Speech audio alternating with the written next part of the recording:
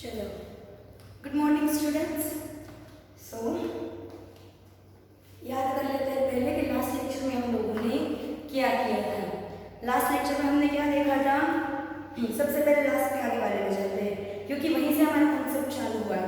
सबसे पहले हमें क्या पता चला कि भाई जो बोहर ने हमें एटम का मॉडल बताया था उसमें कुछ कुछ गलतियाँ थी, उसमें कुछ कुछ क्या था, कमी थी।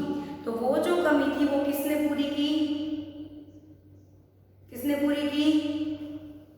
डी ब्रोगली ने। डी ब्रोगली ने ये बताया, याद है डी ब्रोगली? डी ब्रोगली ने क्या बताया था? That electron also have two possible existence. जैसे आपकी लाइट है, आपका रेडिएशन है, वो दो, उसका नेचर ड्यूअल है, दो तरह से एग्जिस्ट कर सकता है, एक वेव नेचर, दूसरा पार्टिकल नेचर। तो इलेक्ट्रॉन को अब तक सब क्या समझ रहे थे? पार्टिकल, और काम करते जा रहे थे। फिर डी ब्रोगली ने रोका कि नहीं, एक्चुअली जिस तरह से रेडिएशन के दो नेचर है, इलेक्ट्रॉन के भी दो नेचर है, इलेक्ट्रॉन भी पार्टिकल और रेडिएशन दोनों है। वो हमने जाना था किस तरह से पूरा। तो जो हेज़नबर्ग है उसने डी ब्रोगली की बात को सच मानते हुए कि हाँ अगर इलेक्ट्रॉन वेव नेचर है, तो उसने ये उसके बारे में और सोचा कि अगर इलेक्ट्रॉन का नेचर वेव की तरह है तो उसकी पोजीशन और उसका मोमेंटम दोनों हम एक साथ कभी नहीं नाप सकते। अगर उसकी पोजीशन पता चलेगी तो जो वेलोसिटी है वो इनफाइनाइट हो जाएगी। अगर हमें उसका मोमेंटम पता चलेगा तो उसकी पोजीशन में जो अनसर्टेनिटी है वो इनफाइनाइट हो जाएगी। यानी कि दोनों में से कोई एक ही आप सर्टेन तरीके से बता सकते हो कि हाँ भैया ये पोजीशन है या हाँ भैया ये इसका मोमेंटम है। तो उसका ये अनसर्टेनिटी प्रिंसिपल है। उसके बाद ये डी ब्रोगली का ड्यूअल नेचर, वो ड्यूअल नेचर जब पता चला और अनसर्टेनिटी का प्रिंसिपल आया, उसके बाद अब तक के जितने एटम्स के मॉडल आए सब क्या हो गए? फेल। तो लास्ट में वो नेचर पता चलने के बाद हमने quantum mechanical model of atom जाना। Quantum mechanical model of atom. और अभी चिंता मत करो, ये फाइनल मॉडल है, इसको कोई गलत नहीं ठहराएगा। ठीक है, जितनी गलतियां निकलनी थी अभी तक निकल चुकी। तो क्वांटम मैकेनिकल मॉडल जो है वो वर्ड कहाँ से आया? तो सबसे पहले हमें पता है कि हमने क्या देखा, हेज़नबर्ग की जो अनसर्टेनिटी थी उसने क्या बताया कि जो माइक्रो लेवल के पार्टिकल्स हैं, यानी कि इलेक्ट्रॉन जैसा है उस तरह के जो पार्टिकल है वो सारे वेव नेचर अच्छे से शो करते हैं। यानी कि हेज़नबर्ग का जो अनसर्टेनिटी प्रिंसिपल है वो उसके ऊपर सक्सेसफुली वर्क करता है। लेकिन जो मैक्रो पार्टिकल्स है हमारे, वो किस में आते हैं? हमारे क्लासिकल फिजिक्स में, क्लासिकल मैकेनिक्स में। क्लासिकल मैकेनिक्स में हमने सबको क्या माना है? पार्टिकल। तो वो एक पूरा अलग हो गया। क्लासिकल फिजिक्स, क्लासिकल मतलब पुराना, जो पुराना था वो पूरा अलग हो गया।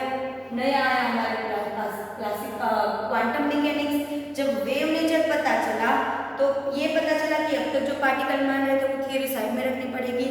तो नया वर्ड आया क्वांटम मैकेनिक्स। क्लासिकल मैकेनिक्स को पीछे छोड़ के हमारे पास नया वर्ड आया क्वांटम मैकेनिक्स। तो क्वांटम मैकेनिक्स जो है वो साइंस की वो ब्रांच है जो हमारा मेटल है, जो यहाँ हमारा जो एटम है उसके वेव नेचर पे वर्क करता है, यानी कि ड्यूअल नेचर को अकाउंट करता है। The branch of science. अगर आपको शायद ये थोड़ा सा ब्लर दिख रहा है या पढ़ने में थोड़ी मुश्किल हो रही है तो मैं ये पढ़ रही हूँ, you can note it down. Quantum mechanics किसको बोलते हैं? The branch of science that takes in account, the branch of science that takes in account dual nature of atom. Science की वो ब्रांच, साइंस की वो शाखा जो इलेक्ट्रॉन या हमारा एटम जो है, एटम उसका जो ड्यूअल नेचर है उसको कैलकुलेशन में लेता है, मतलब उसको ध्यान में रख के सारी थ्योरीज देता है। लिख ली डेफिनेशन। ये सब जो मैंने है ना आपकी जो टेक्स्ट बुक में पूरा भर भर के दिया है 2-3 पेज इस तरह से कि आपको शायद देख के बोरिंग लगेगा, इसलिए आपको मैं ये थोड़ा शॉर्ट फॉर्म में सब कुछ मैं आज लिखवा रही हूँ ताकि आपको ये, हाँ सिर्फ ये नहीं पढ़ना है, टेक्स्ट बुक को ध्यान में रखना ही है, लेकिन इसको और उसको साइड में रख, बाजू बाजू में रख के पढ़ोगे ना तो आपको क्या होगा, शॉर्ट में वो सारी लंबी थियोरीज याद रह जाएगी। तो पहले हमने जान लिया क्वांटम मैकेनिक्स किसको बोलते हैं। तो भाई क्वांटम मैकेनिक्स वो साइंस का ब्रांच है जो मेटल यानी कि एटम जो है हमारा उसके ड्यूअल नेचर के साथ वर्क करता है। अभी जब क्वांटम मैकेनिक्स जो बाहर आया तो उसके साथ साथ क्वांटम मैकेनिक्स की जैसे ही पता चला कि अच्छा ये ड्यूअल नेचर है, तो हमारे दो साइंटिस्ट, एक तो हो गए हमारे हेज़लबर्ग, दूसरा जो है वो है श्रोडिंजर। ये मैंने नाम लिखा है यहाँ पे, श्रोडिंजर जो है, इन दोनों ने क्वांटम मैकेनिक्स पे इतना अच्छा वर्क किया, खासकर इलेक्ट्रॉन पे। श्रोडिंजर को तो हमारा उसने पहले श्रोडिंजर ने क्या किया वो बताती हूँ। श्रोडिंजर जो है उसने, जो हमने क्या कहा था इलेक्ट्रॉन किस नेचर का है, वेव नेचर का, तो उसने इलेक्ट्रॉन के वेव नेचर का इक्वेशन बता दिया, जो बहुत ही डिफिकल्ट चीज़ है। क्यों डिफिकल्ट है? क्योंकि वो इतना छोटा सा कि हमें उसका ना ही साइज पता चलता है अच्छे से, ना ही वो हमें अच्छे से दिख पाता है। मतलब इलेक्ट्रॉन इतना माइक्रो पार्टिकल है कि उसका फंक्शन, उसके लिए इक्वेशन बनाना बहुत डिफिकल्ट है। तो श्रोडिंजर ने फाइंड किया इलेक्ट्रॉन का वेव नेचर का इक्वेशन, इसको हम बोलते हैं श्रोडिंजर वेव इक्वेशन। ये जो इक्वेशन की हम बात कर रही हूँ वो है श्रोडिंजर वेव इक्वेशन। वो फाइंड करने के लिए उसको नोबेल प्राइज भी मिला था। तो श्रोडिंजर वेव इक्वेशन जो है वो आपकी टेक्स्ट बुक में ये दिया, आपको यही ध्यान में रखना है। ये सिर्फ मैंने आपको समझाने के लिए दिया है, ठीक है। टेक्स्ट बुक में दिया है श्रोडिंजर इक्वेशन क्या है, H psi is equal to E psi। Now what is psi? मैंने इसको साइन पढ़ा, जो त्रिशूल जैसा दिख रहा है ना, इसको मैंने साइन पढ़ा, या जाई पढ़ सकते हो आप, जाई,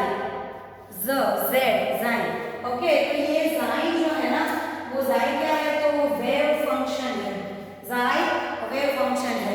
E जो है वो हमारा एनर्जी स्टेट है, यानी कि आपके जो एनर्जी स्टेट सारे होते हैं तो वो स्टेट की टोटल एनर्जी क्या होगी, टोटल एनर्जी में दोनों आ जाएगा। एक कौन सा, एक एनर्जी कौन सी, काइनेटिक एनर्जी इलेक्ट्रॉन की, और दूसरी एनर्जी इलेक्ट्रॉन और न्यूक्लियस के बीच में जो अट्रैक्शन का जो एनर्जी, अट्रैक्शन की वजह से जो एनर्जी होती है वो दोनों एनर्जी इसमें काउंट हो जाएगी, ठीक है। तो H psi is equal to E psi। H जो है वो एक मैथमेटिकल टर्म है, हैमिल्टनियन इसको हम बोलते हैं। H को क्या बोलते हैं हम, हैमिल्टनियन, ओके। वो क्या है, मैथमेटिकल ऑपरेटर, उसको बोलते हैं हैमिल्टनियन, ओके। तो ये H psi is equal to E psi, आपको पता चल गया कि ये क्या है, वेव इक्वेशन। अभी इस इक्वेशन को हम, आपको नहीं दिया लेकिन यहाँ पे ये भी उसका ही कुछ सॉल्व आगे सॉल्यूशन करके कैलकुलेशन करके ये इक्वेशन भी हमें मिलता है। इस इक्वेशन की चलो बाद में बात करते हैं, पहले इसके ऊपर से समझ लेते हैं। इसके ऊपर से ये इक्वेशन जो उसने दिया, इसने श्रोडिंजर ने दिया H psi is equal to E psi, उसने क्या बताया कि इस इक्वेशन का जो सॉल्यूशन है, इस इक्वेशन को अगर आप सॉल्व करो, आपको करना नहीं, सिर्फ उसने बता दिया कि अगर इस इक्वेशन को आप सॉल्व करोगे तो इसके सॉल्यूशन में आपको दो चीजें मिलेंगी, E and psi, where psi जो है वो आपका वेव फंक्शन है और E जो है वो आपके एनर्जी स्टेट है। E क्या है, आपका एनर्जी स्टेट, और psi जो है वो कौन सा, जो ये जो वाला एनर्जी स्टेट होगा ना, उसके साथ जो वेव फंक्शन कंसर्न करता होगा वो psi यहाँ पे लेना है।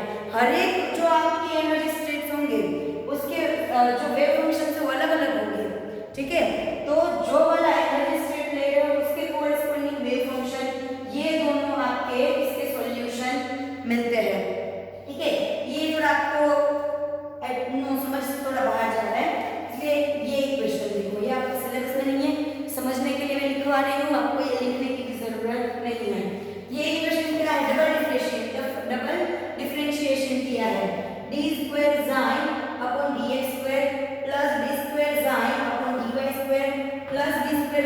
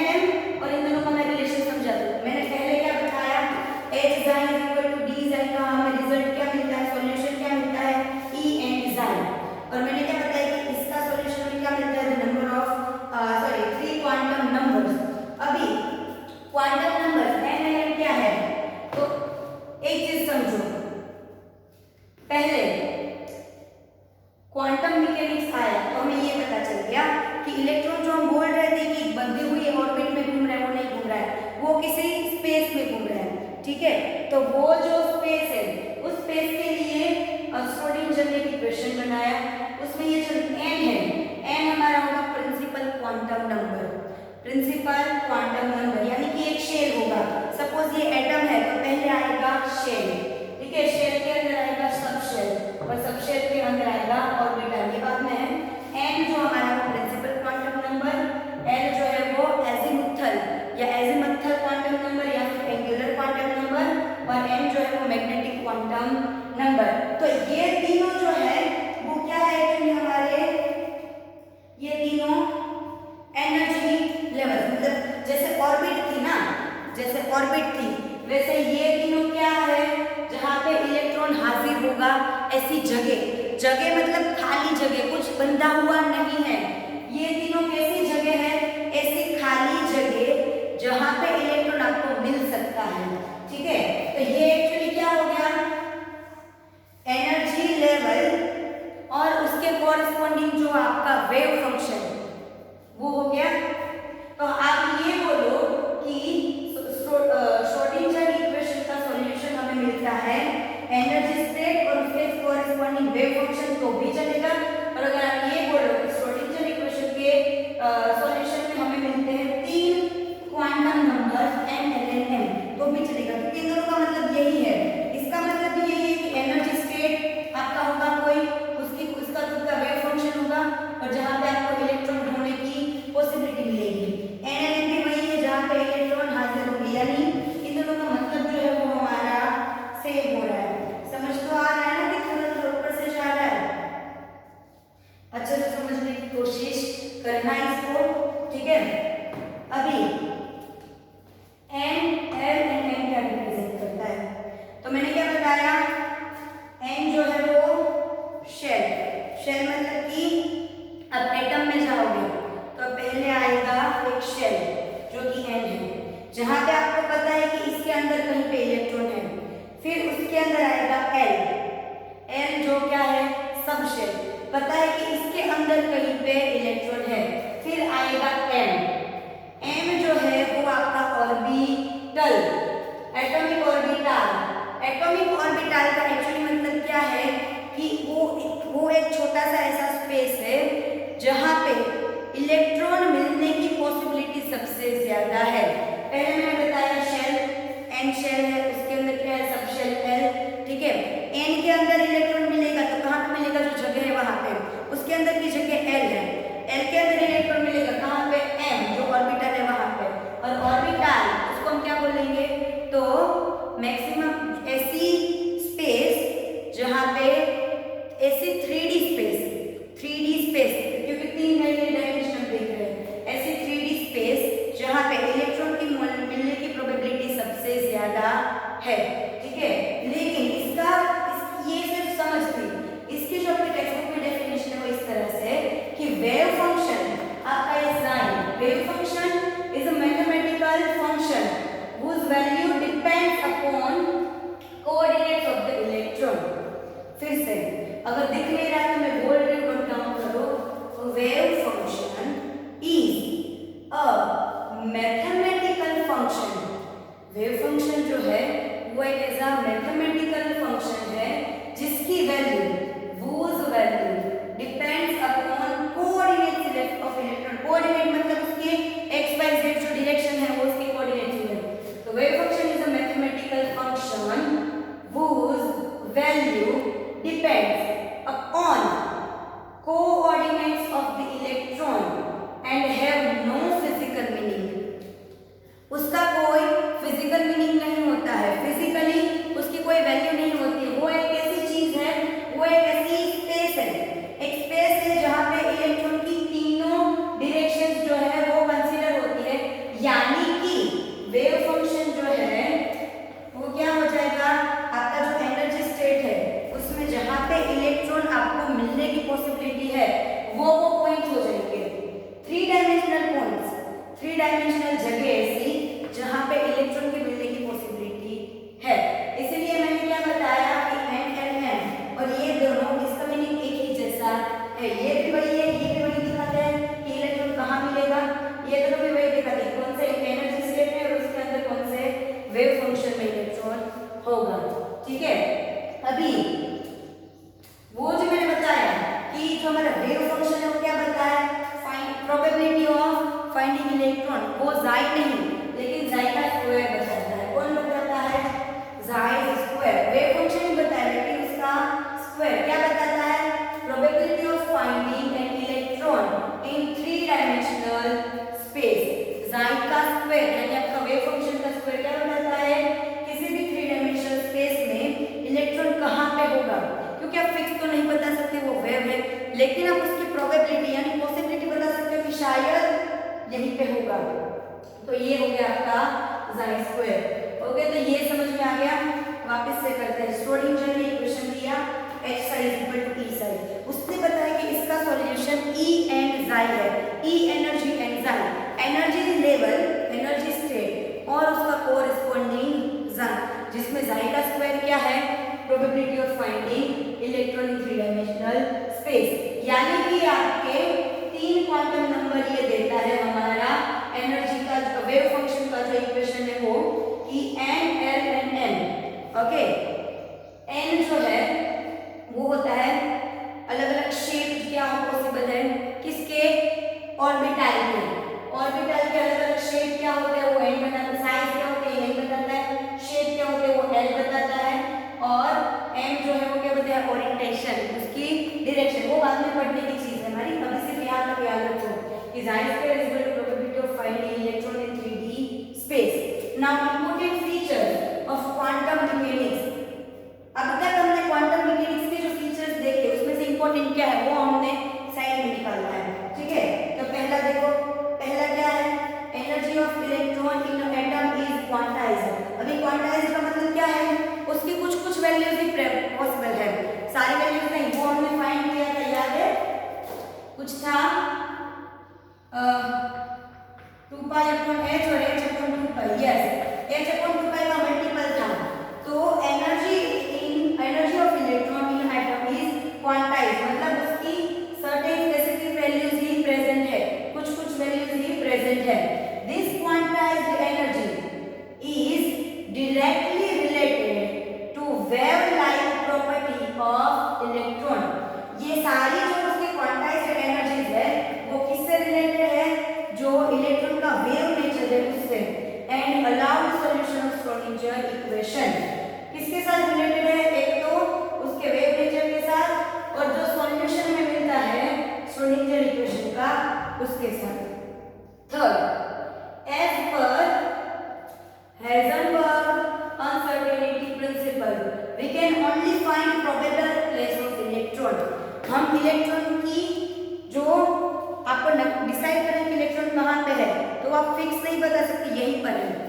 हाइजेनबर्ग के अनसर्टेनिटी प्रिंसिपल से हम क्या बता सकते हैं कि उसकी सिर्फ प्रोबेबिलिटी बता सकते हैं कि शायद इलेक्ट्रॉन यहाँ है। इसका मतलब कि maximum probability of finding electron ऐसी जगह बता सकते हैं कि इस पॉइंट पे शायद इलेक्ट्रॉन होने की सबसे ज्यादा पॉसिबिलिटी है।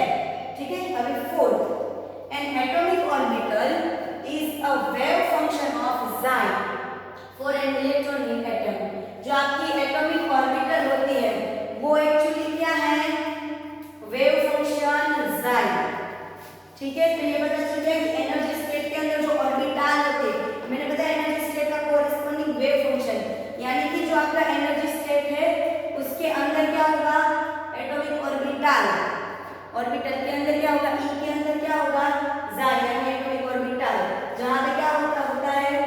Probability of finding electron.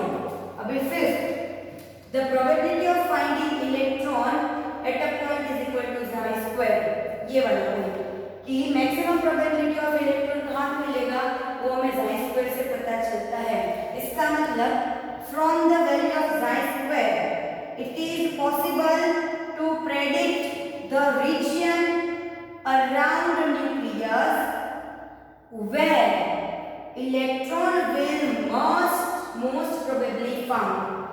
क्या पता चलता है? जाई स्क्वायर की वैल्यू से हमें ये पता चलता है कि न्यूक्लियस के आसपास कुछ रीजन हमें पता चलता है कि इतने रीजन में इलेक्ट्रॉन मिलने की पॉसिबिलिटी जो है वो सबसे ज्यादा है। ठीक है, तो अब तक हम जो पढ़ रहे थे वो क्या था? एक एटम के अंदर इलेक्ट्रॉन फाइंड करने की प्रोबेबिलिटी सबसे ज्यादा किसमें मिलेगी? तो एक एटम है उसके अंदर क्या है? शेल, एंड उसके उसके अंदर है सबशेल, उसके अंदर आपके ऑर्बिटल, और ऑर्बिटल जो है उसमें जो ज़ाइस्फीयर होता है वो आपको प्रोबेबिलिटी देता है ऑफ फाइंडिंग इलेक्ट्रॉन। ठीक है, अब तक हमने जो किया उसका इतना है। अभी नेक्स्ट लेक्चर हमारा जो होगा ना उसके ऊपर होगा एन एल एंड एन। वो लेक्चर पढ़ने के बाद ये सब आपको थोड़ा और क्लियर हो जाएगा। ठीक है, अच्छे से 2 बार देखना पड़े, 3 बार देखना पड़े, इसका जो मैंने समझाया उसका कॉन्सेप्ट पहले अच्छे से क्लियर करो। टेक्स्ट बुक और ये जो मैंने लिखवाया सब साथ में रख के पढ़ना। सिर्फ टेक्स्ट बुक से भी पता नहीं चलेगा, सिर्फ इससे भी पता नहीं चलेगा, दोनों साथ में रख के पढ़ना।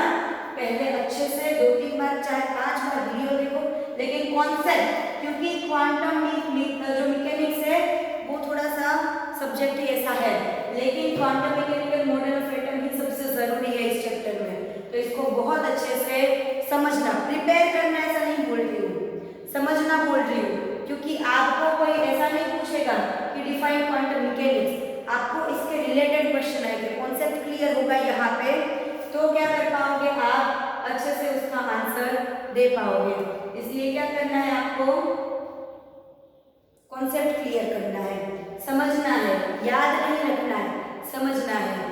ठीक है, बाकी मिलते हैं नेक्स्ट लेक्चर में और देखते हैं हम हमारे quantum number of atom next lecture. ठीक है, चलो।